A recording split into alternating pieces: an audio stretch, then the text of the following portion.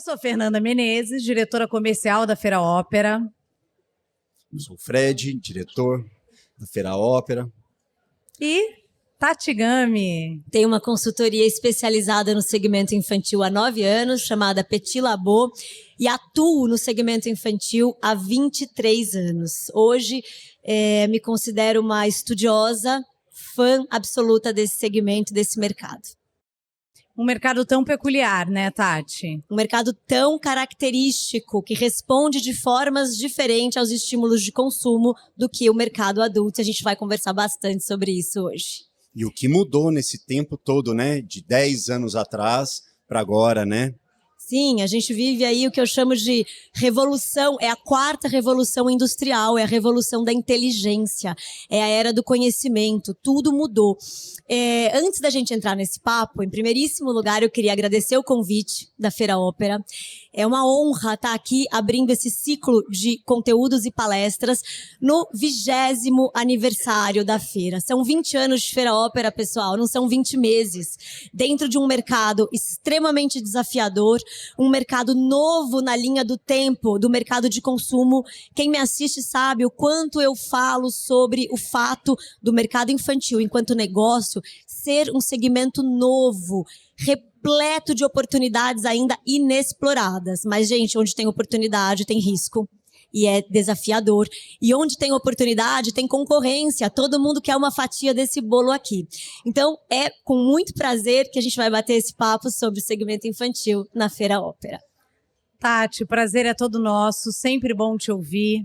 Você que já sempre passa todos os alertas pra gente, né? Quem segue Petit Labo sabe isso. A gente tem café da manhã, a gente tem vários insights que somam muito. E, bom, vamos começar, né? Qual que é o seu olhar para o mercado? Para onde estamos indo? Quais os cuidados que a gente deve ter nesse momento? Um dado que eu vi recente, inclusive na Petit Labo, você ecoou isso, é a diferença dessa forma de costume, né? Onde antigamente a gente tinha mais filhos, hoje a taxa de natalidade vem caindo, mas isso parece ser ruim e é algo bom, porque a gente diz que tem mais qualidade também, né? São questões inerentes à evolução da humanidade. Quando a gente está falando de família, quando a gente está falando de sociedade, a gente está falando de uma evolução constante. O mundo está mudando o tempo todo. Essa última década, a gente teve uma mudança muito importante em termos de comportamento de consumo, tá, pessoal? É a primeira vez em 10 anos da história da humanidade em que o cliente tem mais informação que o vendedor. Então, quando a gente fala que a gente está na era da inteligência, é fato, saber lidar com isso é um desafio, é muita informação. Agora, filtrar essa informação de modo que ela seja útil para o nosso negócio é a grande questão. Eu estava conversando aqui com a Fê e com o Fred antes da gente começar, que eu gosto muito de abrir essa sequência de conteúdos, porque vocês vão ter acesso a palestrantes incríveis, conteúdos incríveis depois do meu, mas eu gosto de dar uma boa base. Quando a gente fala de cenário macroeconômico, riscos e oportunidades no segmento infantil, é uma base para que vocês possam entender onde vocês estão atuando e aproveitar da melhor forma os outros conteúdos e as ferramentas que os outros profissionais vão apresentar para você. Porque hoje a gente tem muita informação, mas e o filtro disso? Informação por informação é só número se a gente não tiver interpretação. Então, falando da taxa de natalidade que a Fê apontou, à primeira vista, a gente olha e fala, puxa, o Brasil era um país com 5 filhos por família. Isso era dado do IBGE de anos atrás. Hoje, nós estamos com 1,72 por família. É a primeira geração brasileira de filhos únicos. À primeira vista, isso nos assusta. Nós somos um mercado que vive de crianças e bebês. Em compensação, saiu uma pesquisa muito recente, eu mostrei para vocês até no Instagram, que as famílias não estão gastando menos quando têm apenas um filho. Gastam na mesma proporção e com melhor qualidade, que foi o que a Fê falou. Então, entender isso faz com que a gente comece a trabalhar produtos que tenham uma venda mais construída, baseada em qualidade e significado, que é a grande característica do segmento infantil, né? Tati, olha, quanto é importante essas informações, né? Como você começou dizendo sobre as mudanças, né? A gente remete aí a um passado e agora a gente pensando no futuro, com tantas ferramentas disponíveis, tantas informações que a gente tem, mas nada disso vai ter validade se a gente não souber usar. E a importância disso, né? Então, olha que dado interessante, né? A princípio assusta. Porque se a gente for pensar, poxa, mas é o mercado que eu atuo, eu vou diminuir nesta porcentagem também os meus negócios? Não, pelo contrário, a gente vai oferecer agora mais qualidade. A gente vai ter oportunidade de criar uma nova forma de vender, né? Então, ficar sempre atento a essas informações é que nos torna diferentes. Exatamente. Né? E conhecer a história do segmento infantil. Essas crianças que hoje são o centro da nossa vida, da nossa atenção, são tratados da forma como a gente conhece a infância de poucos anos para cá. Antigamente, ter 5 filhos, vocês sabem o que significava?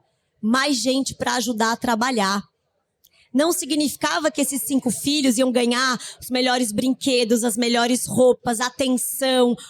Hoje, o papel da criança numa família ganhou uma importância nunca antes vista. E é óbvio que os gastos vão se equiparar àquela família que tinha 5 filhos antigamente. A infância hoje, de 100 anos para cá, ela adquiriu um formato muito diferenciado. Estamos entendendo o que significa tratar um indivíduo com cuidado e atenção, de forma em que ele cresça e vire um adulto muito produtivo, que não se enganem.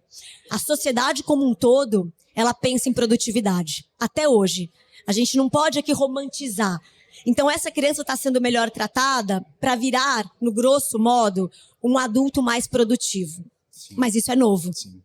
Tati, e antes da gente falar em caminhos do segundo semestre, eu tenho uma curiosidade. São 20 anos de mercado, né? 23 anos de mercado infantil. Você passou por fábrica, né? Marca, loja e agora com a consultoria. 9 anos de consultoria, certo? Quantas marcas atendidas?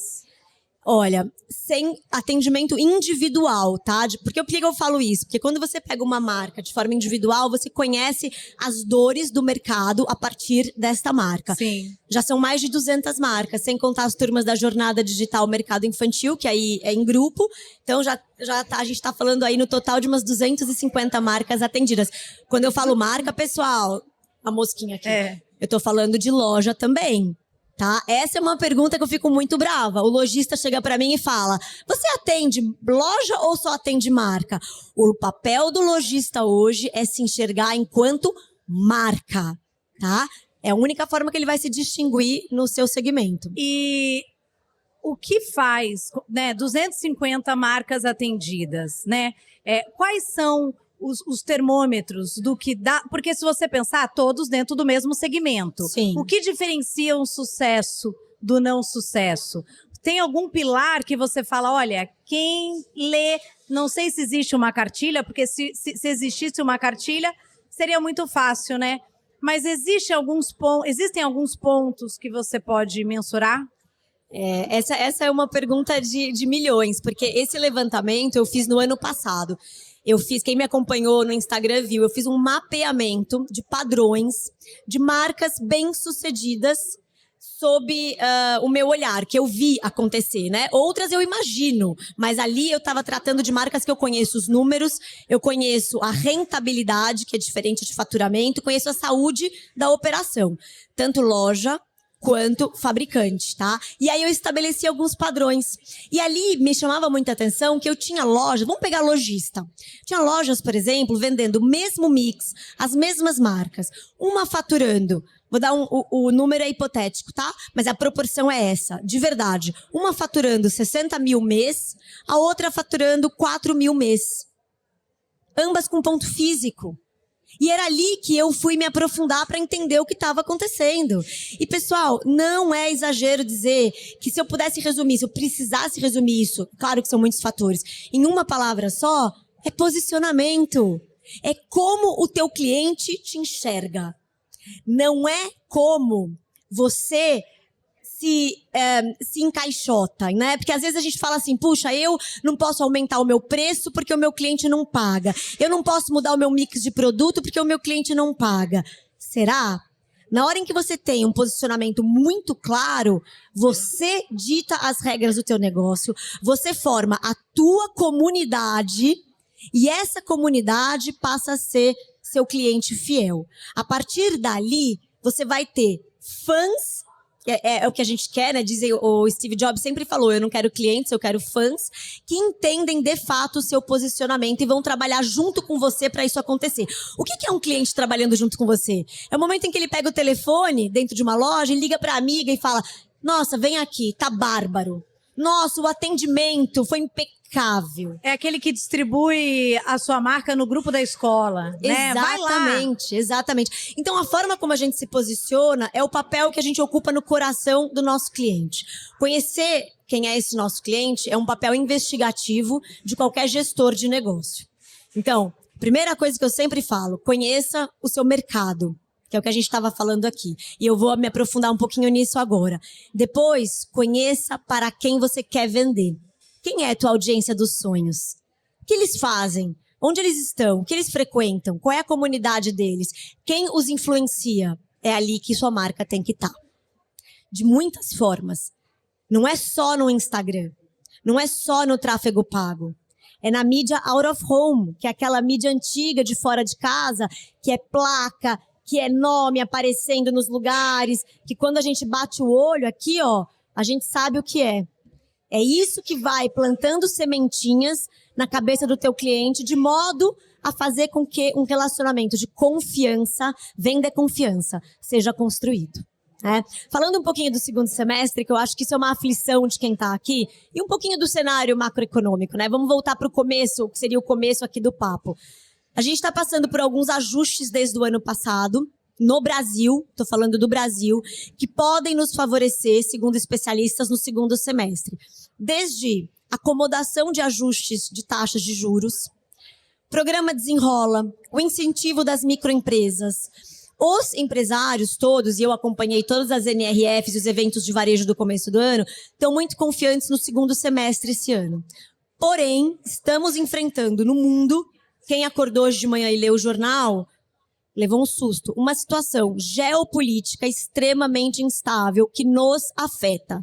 Tá bom, Tati, o que eu faço com essa informação para vender mais?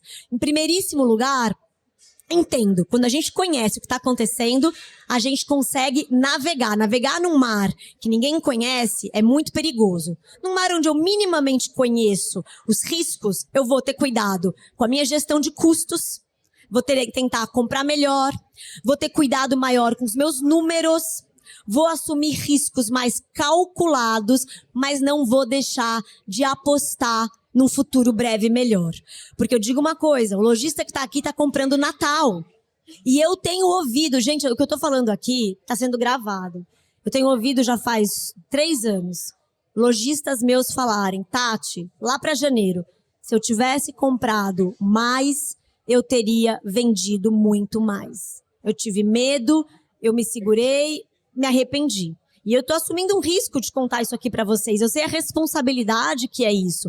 Mas eu fico muito segura, porque eu escuto isso não de 1, de 2, de 3, de uma base de 50 lojistas que me dão feedback em janeiro. Mas você sabe que isso a gente tem muito aqui no mês de junho, né? Em maio, as lojistas começam a perguntar, eu tô precisando de pronta entrega, ninguém tem.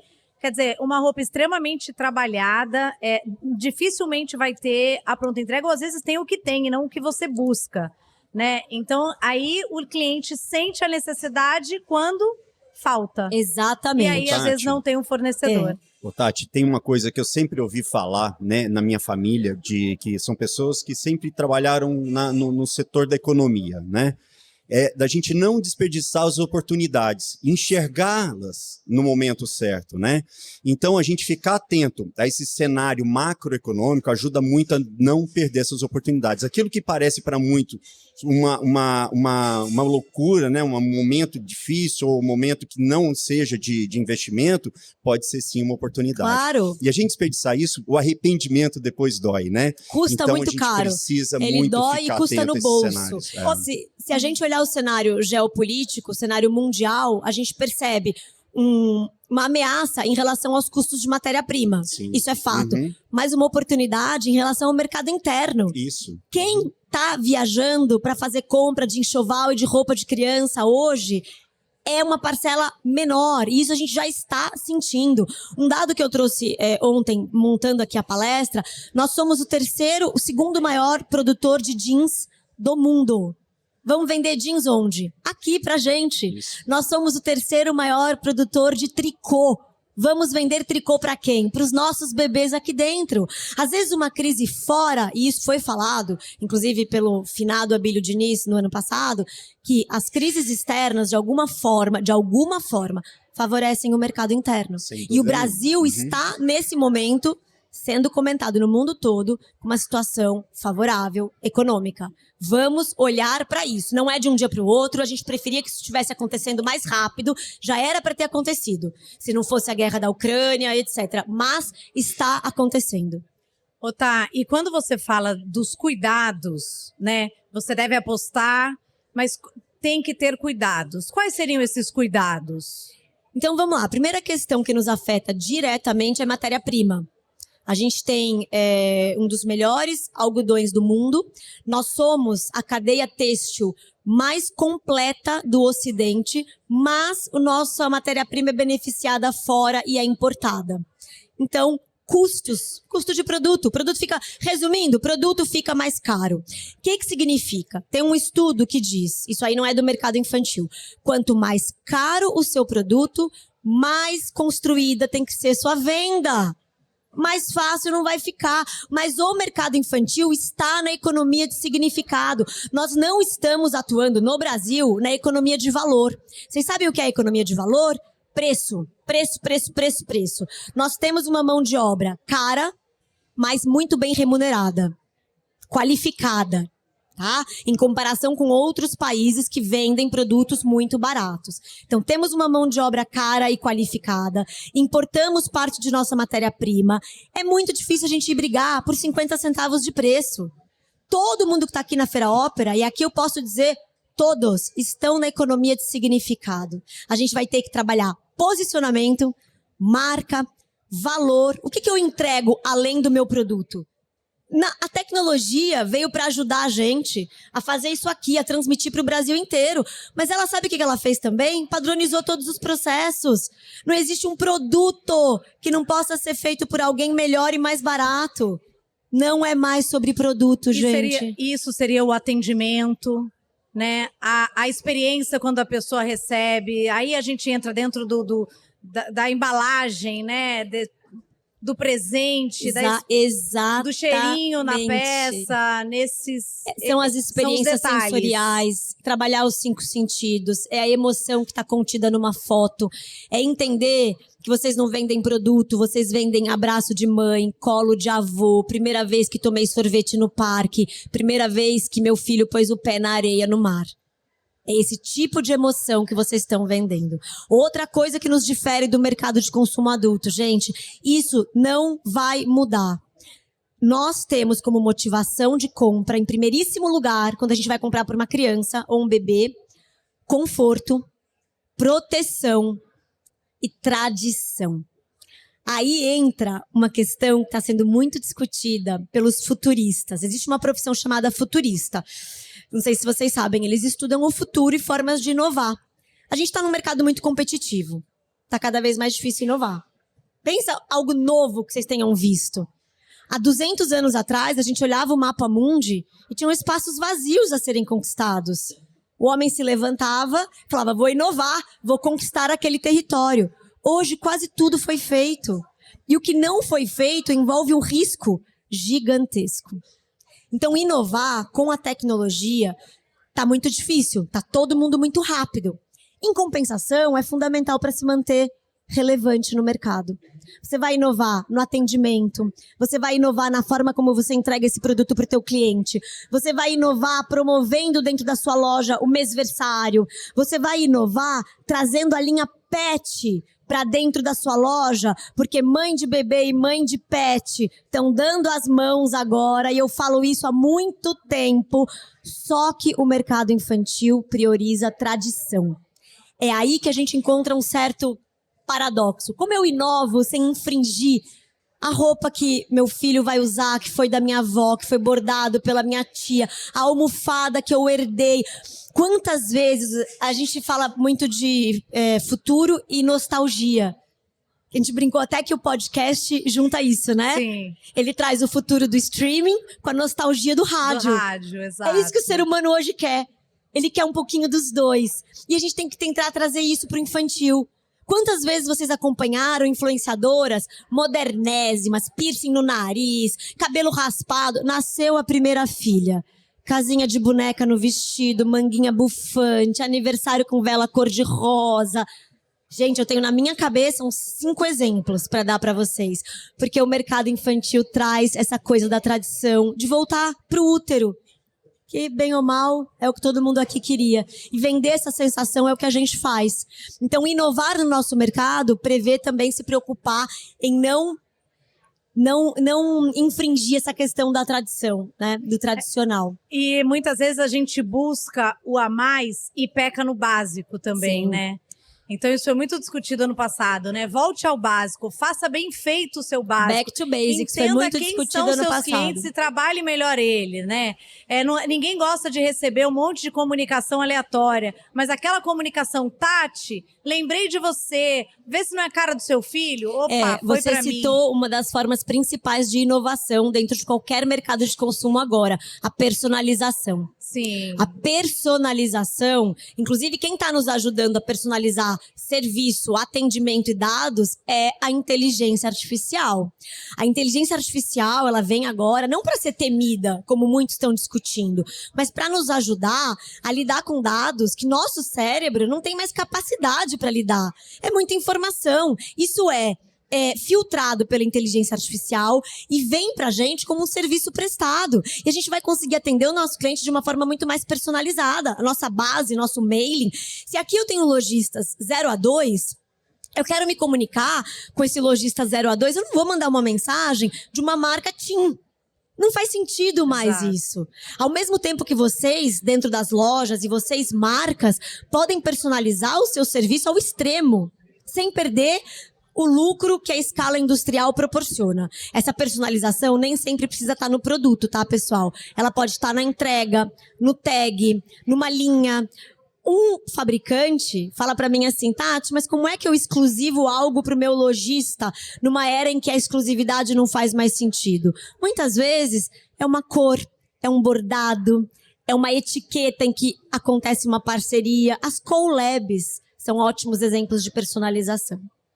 Tati, a gente está falando tanto sobre esse novo cenário, né, que é tão grandioso, né? Você arriscaria uma oportunidade para esse novo tipo de cenário? Sim. Tem algumas.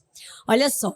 Bom, primeira coisa, quem me assiste há anos aqui, vê que no começo eu falava de forma muito tímida sobre comparar o mercado infantil, que é um mercado novo na linha do tempo. Aliás, pessoal, um dado importante. Esse ano, a previsão de crescimento do mercado infantil é 5,3% atualizada, tá? 5,3% mercado infantil, 1,8% o varejo, no geral. Então, veja como a gente está na frente ainda e como ainda somos um mercado aquecido, tá? E eu sempre contei aqui que tinha um mercado parecido com o nosso, em termos de comportamento. Recente na linha do tempo, super aquecido, crescendo 8% ao ano. Há quanto tempo vocês se lembram que os nossos gatos e cachorros saíram do quintal e foram parar no nosso travesseiro? E eu vou além. Faz quanto tempo que eles saíram do nosso travesseiro para passear no shopping de carrinho, do lado de um bebê? E esses dias não, já faz um tempinho, né? Eu publiquei um meme, peguei um meme, né, para falar sobre isso. Que tinha um carrinho elétrico de shopping, aqueles carrinhos de brinquedo. Aí o pai tirava o bebê e falava assim, agora deu, Antônio, é a vez do seu irmão. E quem entrava era um cachorro. Então, parece uma brincadeira. E no começo eu falava isso de forma muito tímida, porque as pessoas falavam assim, Tati, cuidado ao comparar, né? E é óbvio que ninguém está comparando criança com um animal. É óbvio isso. A gente está falando de comportamento de mercado e estamos falando de afeto, carinho, proteção e amor. E de uma oportunidade, E agora né? de uma oportunidade. Então eu tava em Nova York no começo do ano pra NRF e, gente, hoje não tem uma marca infantil que não esteja trabalhando a linha pet. Você pega em novembro eu tava na França, você pega uma Bonpoint, que é uma marca hiper premium, ela fez agora o berço de Vimy com um bercinho pro cachorro de Vimy no pé do berço.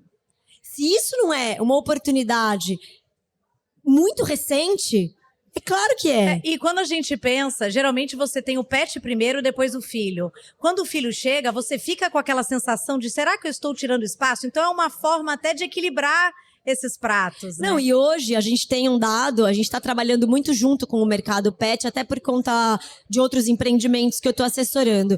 E tem um dado muito interessante, tem famílias que estão se formando numa conjunção de uma criança e 2 pets.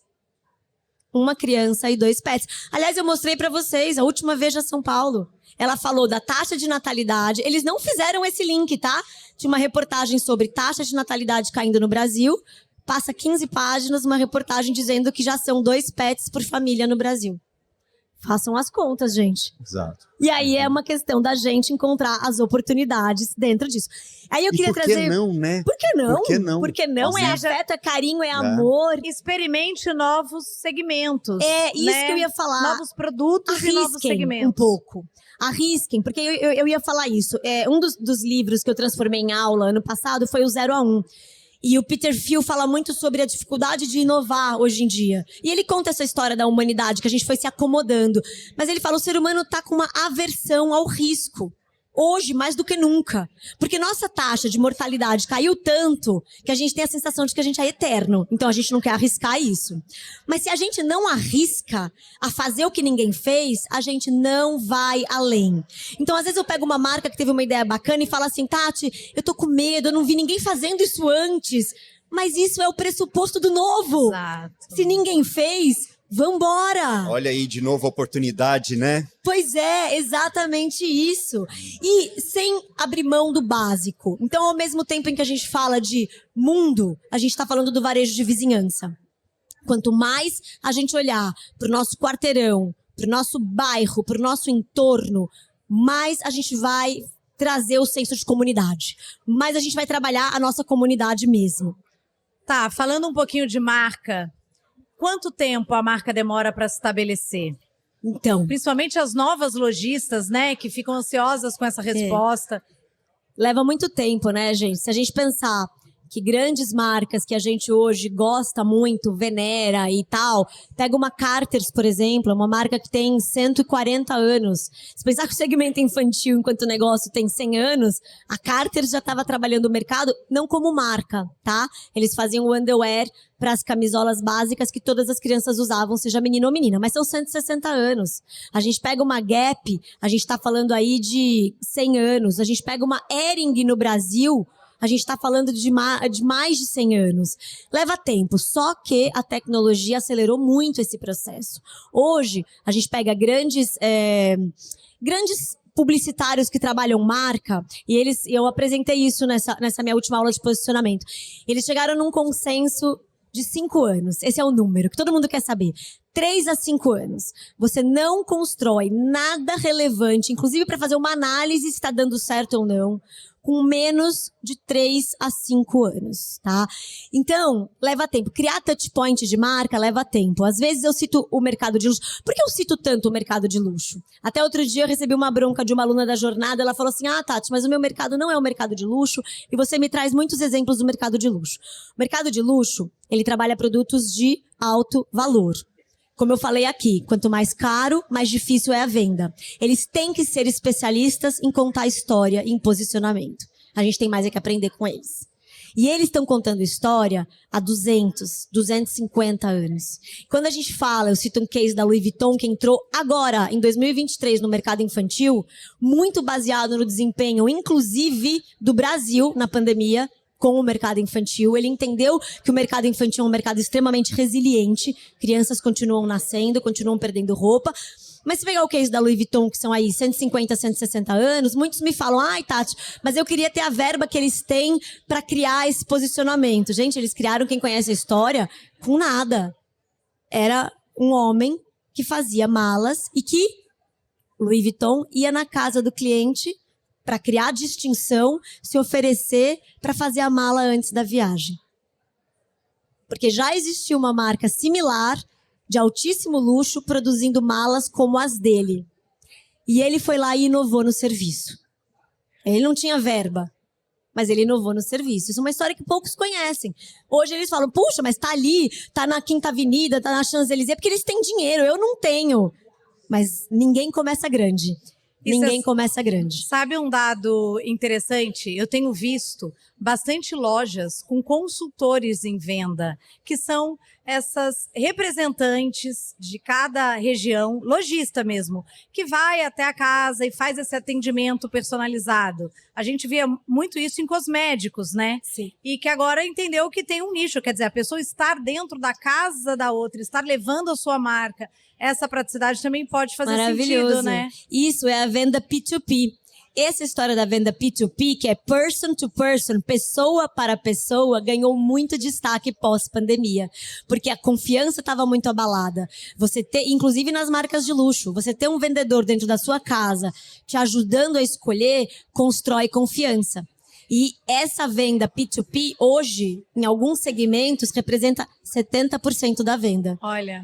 Tem um shopping em São Paulo que 70% da venda é feita dentro da casa do cliente, tá? E você trouxe a questão da loja, eu queria trazer um dado que eu vim pensando hoje de manhã. Nem estava na minha programação falar sobre isso. Há mais ou menos uns 9 anos aqui, abrindo uma palestra de Feira Ópera, os lojistas estavam muito abalados com a recém-entrada do mundo digital. O site, nossa, antigamente a gente vinha, eu fui expositora da Feira Ópera, e aí a gente chegava aqui como fabricante e falava assim, nossa, eu não vou vender para quem tem site, só vou vender para loja física. Eu não vou vender para marketplace. Porque tirava o prestígio, Tirava né? o prestígio, ou porque a gente não entendia o que era. Eu acho que era medo do desconhecido.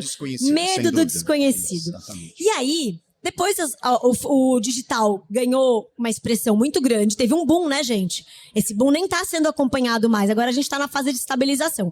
E esses lojistas falavam, acabou a loja física. Vocês lembram disso? Sim. Acabou a loja física. Vieram os grandes marketplaces, veio a Amazon para o Brasil, acabou a loja física. E aí, eu apresentei um dado, fui buscar ontem, da McKinsey, falando assim, gente, o ano era, eu acho, 2015. Então, o dado que eu apresentei era futurista. Falava assim, olha, até 2025, as lojas físicas ainda serão 70% do mercado de consumo.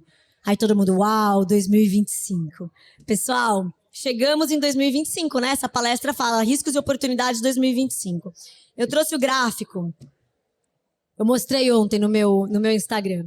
Eu trouxe um gráfico atualizado, canais de venda, mercado infantil, tá? Mercado infantil atualizado em março de 2024. Agora. Fê, lê aqui quanto representa a loja física no nosso mercado. 75%. Gente, e lá atrás, a gente estava falando de 2025 como se fosse os Jetsons. Uhum. E as pessoas falavam, mas será?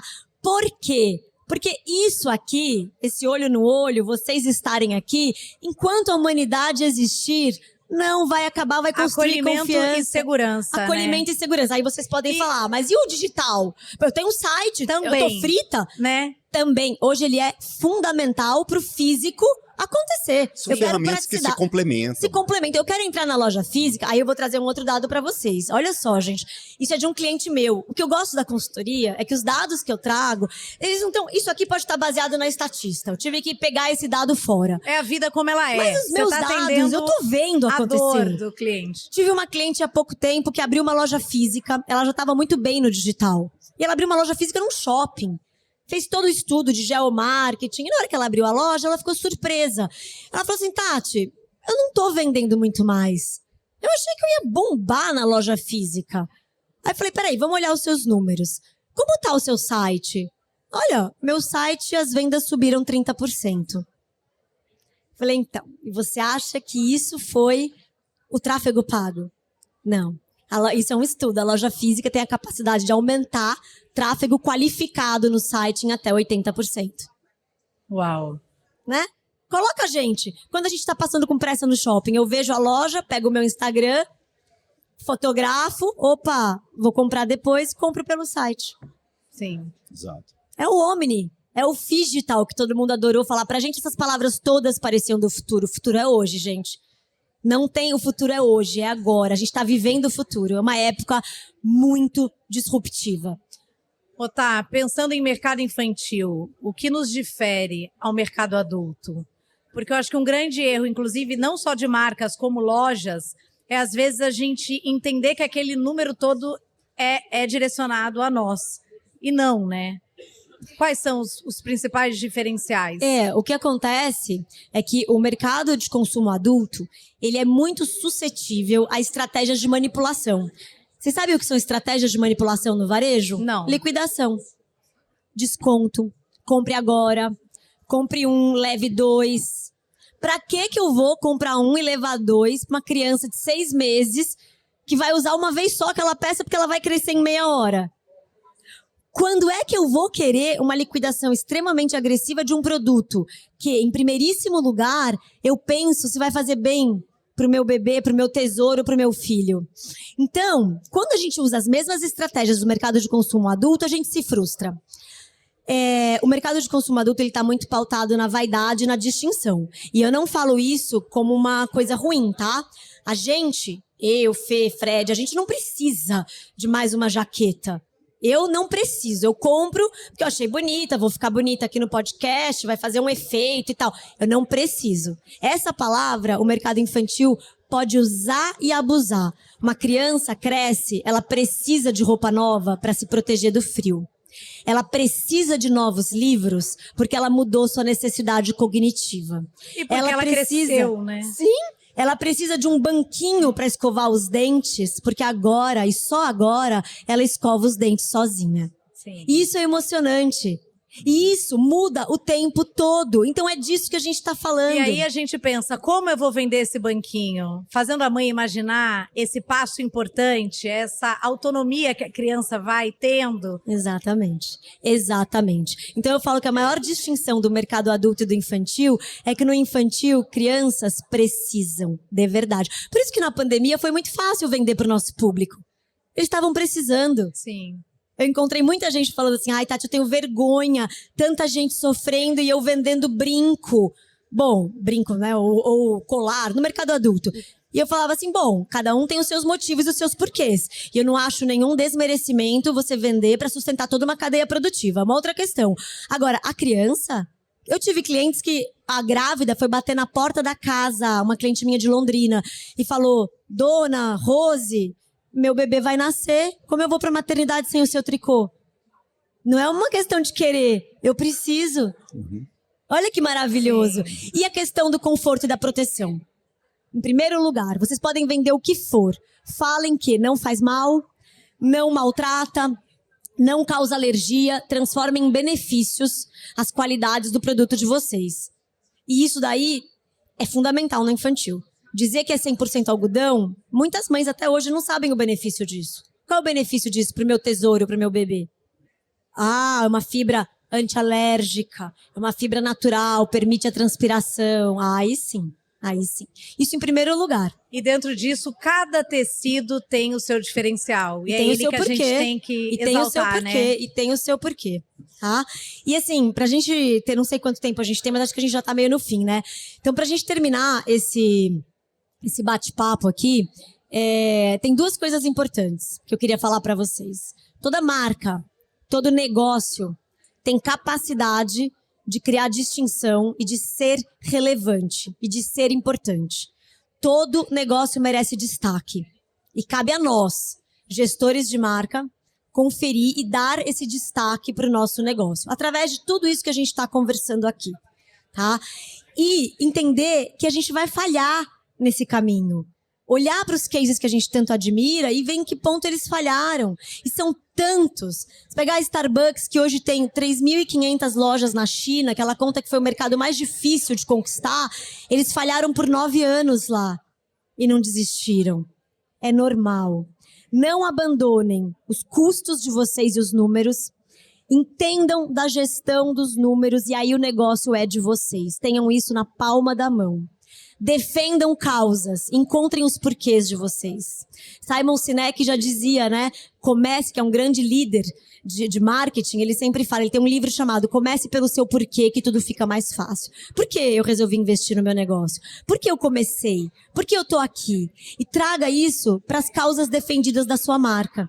Se eu sou uma pessoa e todo gestor de marca, ele é uma pessoa por natureza. E sendo pessoa, a única coisa que a gente não copia é o nosso DNA ainda, né? Transferir nossas características para nossa marca é um ativo fundamental. Tanto que eu mostrei Luísa Trajano ontem, falando no jornal sobre as causas defendidas dela. Tragam as suas causas pessoais para o seu negócio. Isso é a agenda ESG. A agenda ESG não é só meio ambiente, gente. São causas sociais, são causas ambientais. É comunidade. E comuniquem isso para gerar valor de marca. É isso. Tati, tantos anos a gente te ouvindo, né? E tantas vezes a gente aprende, né? É sempre um privilégio muito grande ter você. Eu que agradeço, passou muito rápido. Verdade. Acho que eu tinha muita coisa para falar aqui de Não, números. olha, a gente tem sempre muito para ouvir e aprender, né? Eu que trabalho na parte da gestão, então, eu saio daqui rico de informações. De verdade, Tati, você é uma pessoa que sempre se preocupou em trazer informação pertinente para o nosso mercado. É isso que é a questão, sabe? A gente tem muita informação hoje, isso cansa a gente, né? Muita informação, tá tudo muito disponível, como né? Como eu filtro isso para mim? Exato. Como eu uso isso? E eu falo mais, muitas pessoas falando sem autoridade. Sim.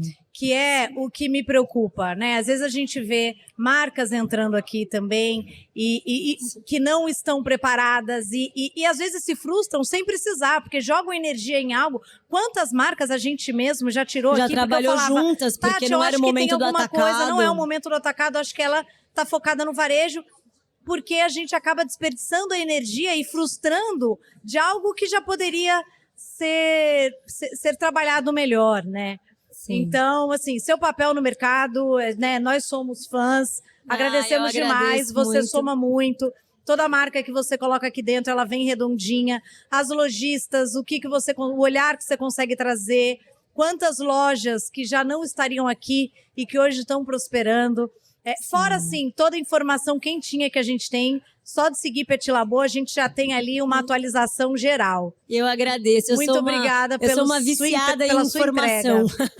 Isso em todas as áreas da minha vida, isso é uma verdade. E isso é uma coisa que eu indico para vocês, sejam curiosos. Né? Exato. Os três Cs da inovação: curiosidade, criatividade e coragem. Exato. Tati, perfeito. Muito obrigada. A gente vai encerrar, mas eu vou abrir para as perguntas aqui. Vai ser um prazer. Vai ser um prazer. Obrigada, queridos. Muito obrigada.